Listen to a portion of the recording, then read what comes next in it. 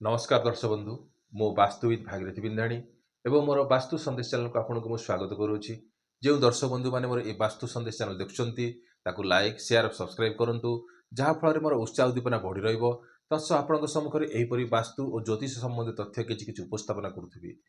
आज आम जाना मो पछपटे रही बोर्ड रही ये बोर्ड मध्यम आपको बुझेबी मांगलिक दोष ये लिखाई कौन मांगलिक दोष।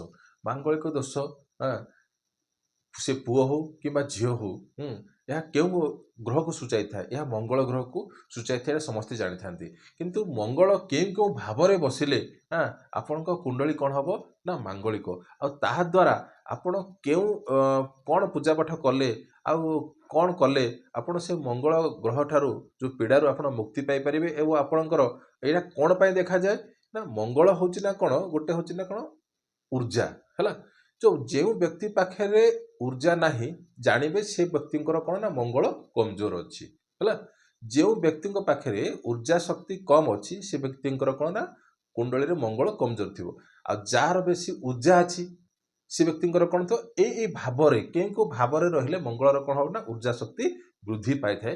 तापर आपण को गोटे उदाहरण गोटे जन्म कुंडली नहीं तापर आपण को आलोकपात करी और तार उपाय कहबी है।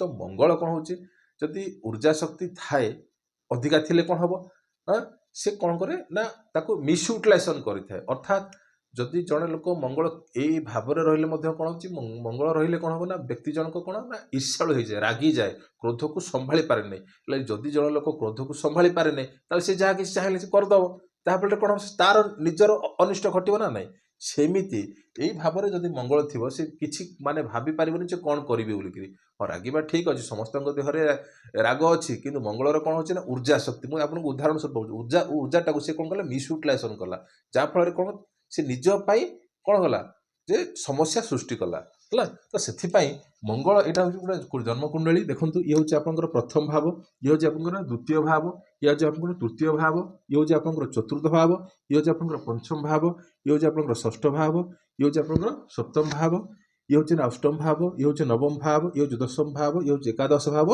ये हूँ कौन द्वादश भाव समस्त कुंडली से पुओ हो कि झील हो समस्त कुंडली यही भाव थाए है।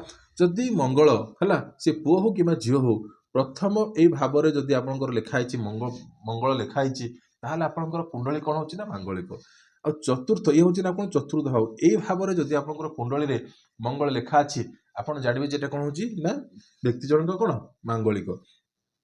तापर आपंकर आसला सप्तम भाव में जदि आपंकर मंगल लिखाई कौन व्यक्ति जनक कौन हो ना मांगलिक है। तापर अष्टम भाव में जदि मंगल लिखा अच्छी से व्यक्ति जनक कौन हो ना मांगलिक आ द्वादश भाव में जदि भी मंगल लिखा जाए भी व्यक्ति जनक कौन हो ना मांगलिक है।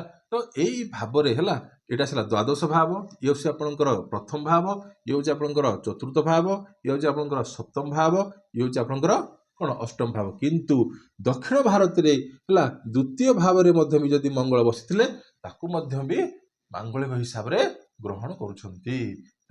तो ये है आपंकर रहा कौन ना मांगलिक क्यों भाव में रहिले व्यक्ति जनक कौन हम मांगलिक हम ये जो भाव में जदि मंगल अच्छी से पुरुष हो कि स्त्री कुंडली हो है जदि यही भाव में थी है शनि है तापर आसला आपंकर राहु है तापर आपंकर आसला रवि यही भाव में आपंकर जदि मंगल थी यही ग्रहर दृष्टिर कथा आपन को नेक्स्ट एपिसोड रे कहीदेवी बुझेदेवी किंतु शनिंकर जदि दृष्टि कि राहुंकर दृष्टि कि रविर दृष्टि जदि यही भाव में मंगल थाई जदि पड़ुची ताहले यहाँ कौन हम ना दाम्पत्य को विच्छेद करिवो है दाम्पत्य विच्छेद कराई थाए है बुझे जदि यही भाव में मंगल थी सहित कौन ना शनि हो कि राहु हो कि मंगल हो है शनि राहु रविर जदि दृष्टि ये भाव में पड़ुची ताहले कौन हम ना दाम्पत्य को चलई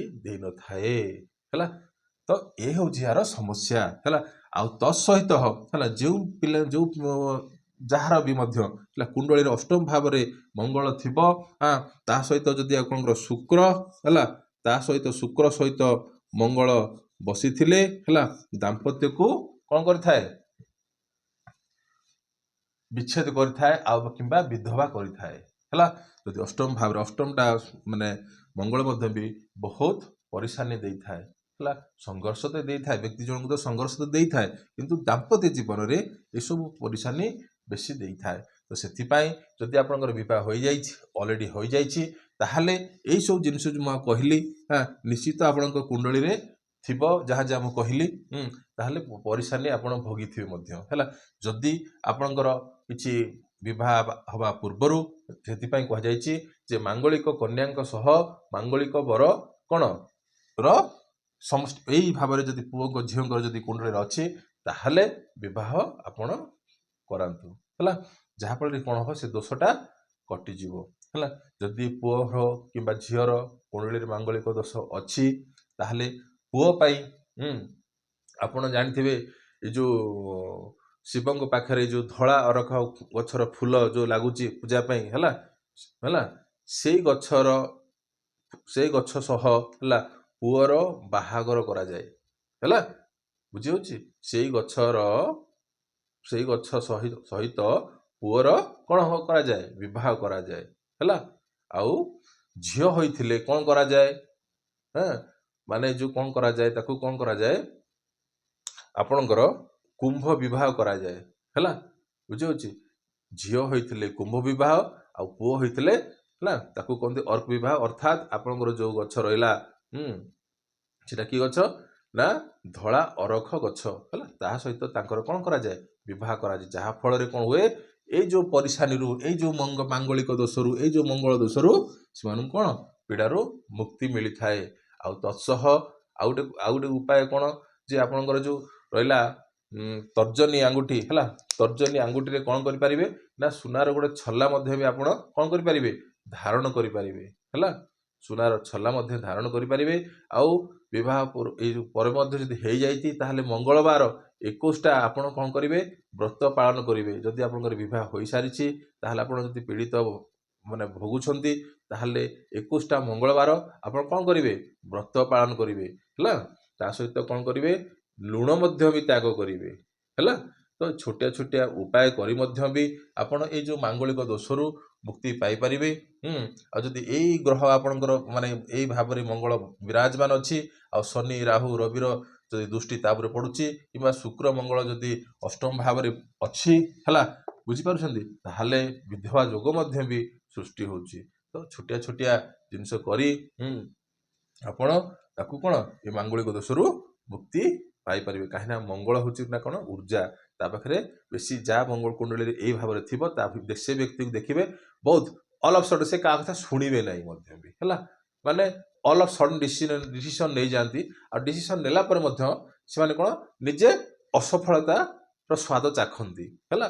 ତ ସେଥିପାଇଁ ଯଦି ଏଇ ଭାବରେ ମଙ୍ଗଳ ଅଛି, କିଛି ମାତ୍ରାରେ ଭଲ, କିନ୍ତୁ ତାକୁ ମିଠାଟାକୁ ଯଦି ଆପଣ ବେଶୀ ମିଠା ଖାଇଦେବେ, ତାହେଲେ କ'ଣ ହବ, ଯାହା ପରିଶାନ ହେବା କଥା ସେମ୍ ଜିନିଷ ଏ ମଙ୍ଗଳ ହିଁ କରିଥାଏ ହେଲା। ବୁଝିହଉଛି? ତ ଛୋଟିଆ ଟପିକଟେ ଥିଲା, ଏଇ ସମ୍ମୁଖରେ ଆପଣଙ୍କୁ ମୁଁ ବୁଝେଇଲି। ଯଦି ଚ୍ୟାନେଲଟି ପସନ୍ଦ ଆସିଲା, ତାପରେ ଆପଣ ନିଶ୍ଚିତ ଲାଇକ୍ ଓ ସେୟାର କରନ୍ତୁ। ରହିଲି, ନମସ୍କାର।